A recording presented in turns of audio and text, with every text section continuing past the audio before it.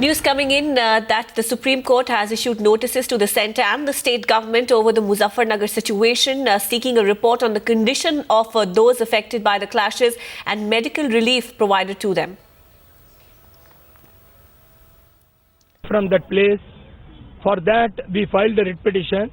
We asked for several prayers, including an inquiry by CBI, and the Supreme Court has issued a notice in both the matters. One petition was filed by the Supreme Court Bar Association, one was filed by an individual, advocate individual, and Mr. Gopal Subramaniam appeared in that advocate's individual matter. I appeared for the Supreme Court Bar Association as the president.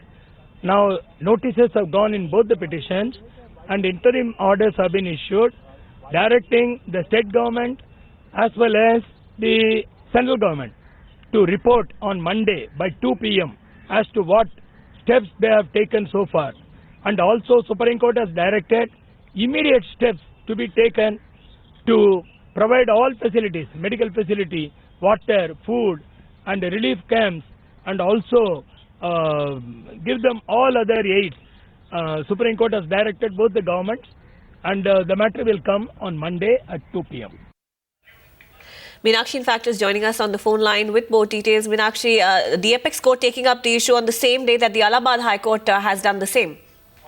Yes, absolutely. This assumes a lot of significance given the fact that we have seen today inside the courtroom some determined arguments being presented, first by the petitioner who was represented by Gopal Subramaniam, and thereafter by the Uttar Pradesh government being represented by, again, senior advocate Rajiv Dhawan. Now, what is very interesting here is the fact that earlier in the course of the hearing, the Uttar Pradesh government was very strongly opposed for the Supreme Court to involve the centre. But clearly, for now, the arguments presented by the petitioner gaining precedence because Supreme Court of the point of view for now that perhaps the conjoined responsibility between the centre and the state also needs to be looked into. And let's make it very clear here that the court was also of the opinion that for now no interim directions required to be passed, but at the same time taking up this matter urgently today for hearing, and at the same time expressing a lot of concern, like we heard Mr. Krishnamani there